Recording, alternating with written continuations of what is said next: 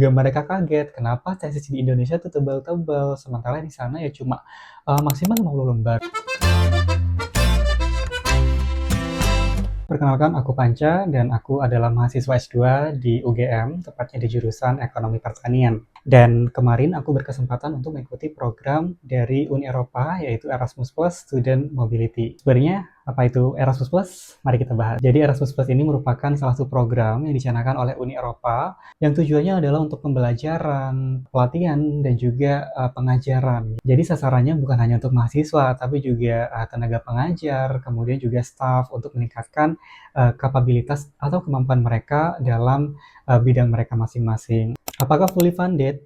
Aku tidak bisa mengatakan bahwa ini fully funded karena yang di cover hanya tiket pesawat pulang pergi dan juga living allowance tiap bulan. Nah, di situ teman-teman harus bijak nih dalam mengatur keuangannya. Mungkin nanti aku bikin konten lain begitu ya, bagaimana mengatur keuangan yang cukup mepet begitu ya, karena fundingnya cukup mepet jika dibandingkan dengan beasiswa yang benar-benar melakukan studi di negara tujuan. Dan besaran monthly stipend-nya itu berbeda-beda tiap negara tujuan. Kalau aku di Denmark karena high income countries atau apa ya kemarin tuh ya istilahnya, intinya adalah negara yang biaya hidupnya tinggi begitu ya, sehingga itu adalah yang paling tinggi di antara negara-negara Eropa lainnya. Manfaatnya apa? Tentu adalah pengalaman terutama ya, dan juga jejaring internasional, karena kebetulan kemarin aku tidak mengambil kelas dan di sana fokus untuk melakukan research stay saja.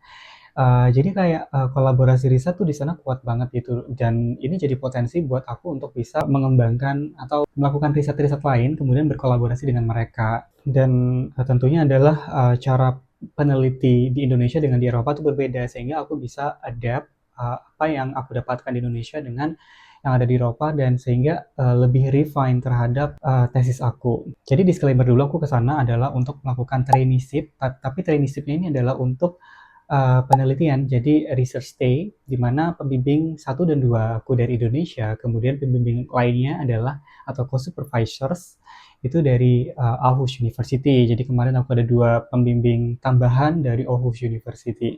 Nah, berapa lama sih programnya? Untuk durasi program ini tergantung lagi antara receiving institution dan juga sending institution. Kesepakatannya seperti apa?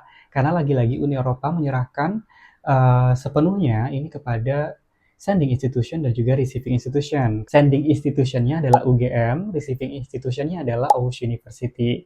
Jadi international office dari UGM dan juga EU itu sama-sama berunding begitu ya, terkait dengan kualifikasi, kemudian persyaratannya, dan bagaimana proses seleksinya, serta durasinya. Kemudian bagaimana cara mendaftarnya. Nah, teman-teman nih jangan lupa pantau terus ya untuk akun international office dari universitas masing-masing.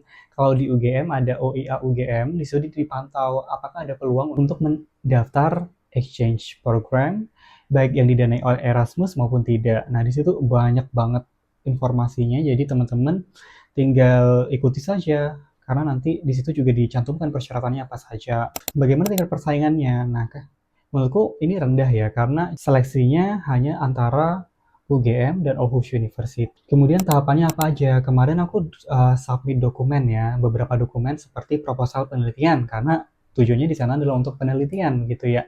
Dan tentunya dalam bahasa Inggris, kemudian ada CV, transkrip, dan juga sertifikat kemampuan bahasa Inggris, bisa TOEFL maupun IELTS. Dan tahap selanjutnya adalah pengumuman hasil seleksi administrasi, untuk selanjutnya dilakukan tahap wawancara. Nah, pada tahap wawancara ini sangat tricky ya, tapi tidak sama dengan mekanisme wawancara yang dilakukan oleh pendaftar beasiswa LPDP ataupun beasiswa lainnya. Karena di sini lebih ke bagaimana motivasi kita untuk mengikuti program ini dan dapat menyelesaikannya dengan baik, dan bagaimana kualitas riset kita apakah sesuai dengan receiving institution dari Aarhus University. Apakah diakui secara SKS? Diakui, karena aku adalah formatnya adalah mengerjakan tesis, jadi ini akan ditransfer menjadi kredit SKS tesis. Oke, aku mencoba nge-breakdown ya dari monthly stipend yang aku dapatin. Di situ aku dapat 900 euro monthly gitu ya, tiap bulannya, dan itu cukup mepet gitu ya apabila dibandingkan dengan beasiswa-beasiswa lain, katakanlah LPDP begitu, itu sampai 1.400 sampai 1.600 euro. Nah, kebetulan aku tinggal di Copenhagen dan tahu lah ya gaya hidup di Copenhagen ini sangat-sangat mahal dan tidak tourist friendly.